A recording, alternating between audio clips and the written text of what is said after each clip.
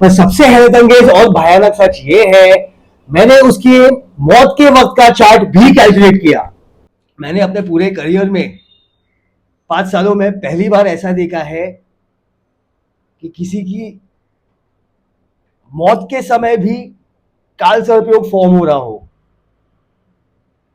कुछ लोग कहते हैं कि काल सर्पयोग सिर्फ एक कल्पना है या ये खतरनाक नहीं है। वो लोग बिल्कुल गलत है।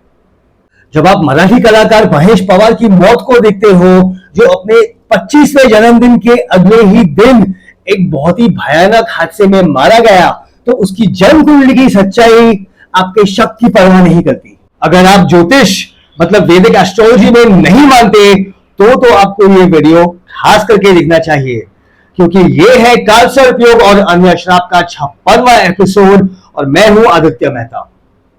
कुंडली में जब बाकी के ग्रह राहु और केतु के बीचों बीच एक तरफ आ जाए तो काल सर्पयोग उत्पन्न होता है।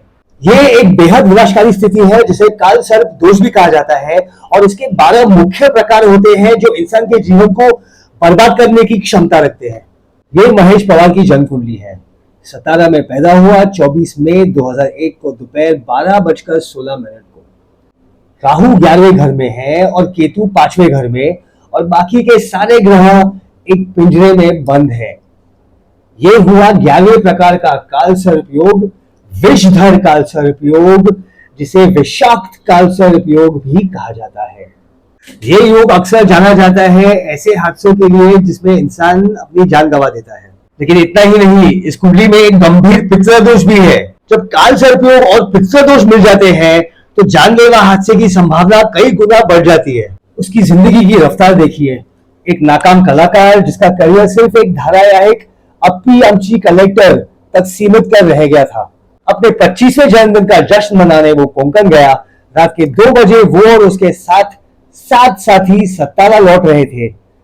नशे और जश्न का माहौल था। किसी को अंदाजा नहीं था कि ये उनका आखिरी सफर है। रायगढ़ की उस गहरी और खतरनाक अंबेनारी घाटी में अंधेरे का फायदा उठाते हुए वो गाड़ी अपनी रफ्तार खो बैठी। एक मोड़ पर गाड़ी का संतुलन बिगड़ गया और वो सीधे 1000 फीट नीचे खाई में जा गिरी।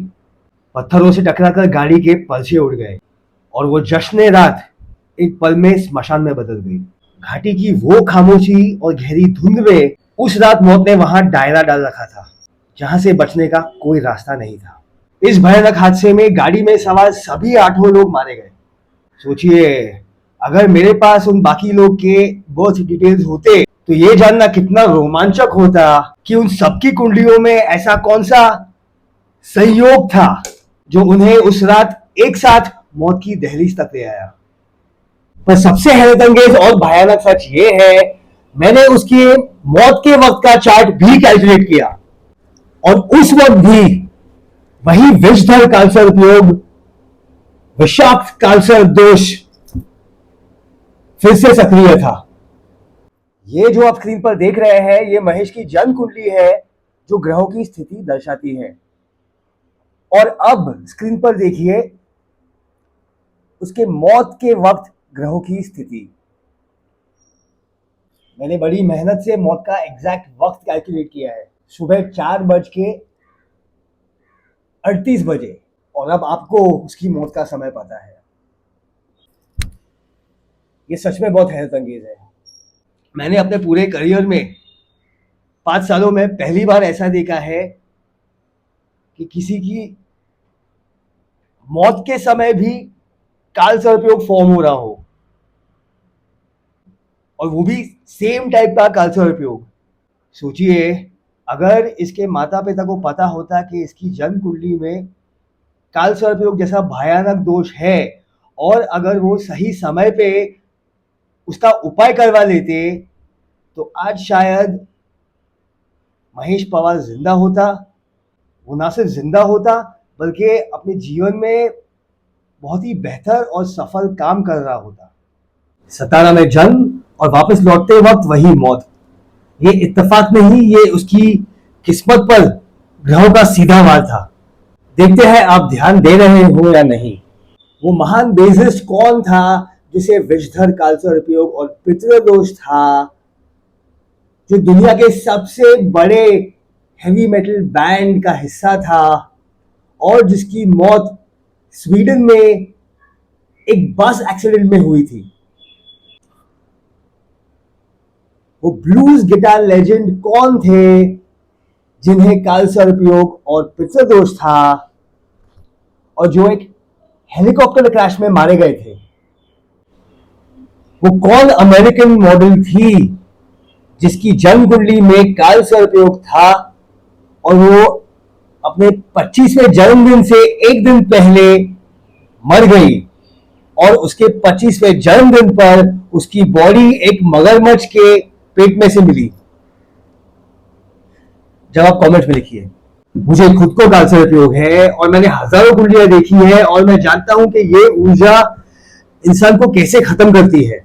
अगर आपको लगता है कि आपकी जिंदगी एक लंबी जंग रही है, लगातार रुकावटें आ रही है, आपकी मेहनत का फल कोई और ले रहा है या आपकी बेवजह बदनामी हो रही है, तो आपको पता होना चाहिए कि आपकी जन्म कुंडली में ऐसा क्या है जो आपके जीवन में जहर उगल रहा है। आपको आपकी जन्म कुंडली देखने का हक है। आप ही की जन्म कुंडली है। आपको कम से कम इतना तो पता होना चाहिए कि आपकी जन्म कुंडली दिखती कैसे है। आपको पता होना चाहिए कि आपकी जन्म कुंडली दिखती कैसे है। और आपको ज्योतिष मतलब वैदिक एस्ट्रोलॉजी में मानने की जरूरत नहीं है। आप बस पैटर्न्स देखिए और मुझे बताइए कि ये सब इत्तेफाक कैसे हो सकता है और किस बिंदु पे आके ये सब सहयोग बनना बंद होता है। आपने देखा 56वां एपिसोड काल सर्पयोग और अन्य श्राप का। मेरा नाम है आदित्य मेहता। मिलते हैं अगले एपिसोड में।